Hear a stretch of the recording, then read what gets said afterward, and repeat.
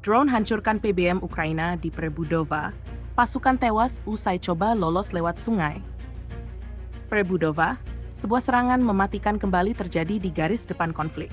Sebuah video yang beredar di media sosial menunjukkan penghancuran kendaraan militer milik Angkatan Bersenjata Ukraina M di wilayah desa Prebudova oleh serangan drone presisi.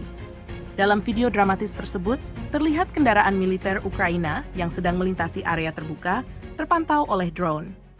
Diduga untuk menghindari deteksi lebih lanjut, tentara Ukraina dengan sengaja mengarahkan kendaraannya masuk ke sungai guna melanjutkan misi atau melarikan diri. Namun, saat salah satu tentara turun dari kendaraan untuk menyusuri tepian sungai, drone menjatuhkan bom tepat di dekatnya. Ledakan tersebut menewaskan prajurit Ukraina di tempat.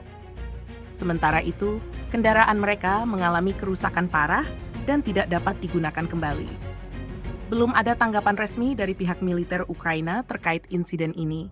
Namun video tersebut menambah daftar panjang serangan drone yang menghantam pasukan di garis depan sejak intensitas pertempuran meningkat.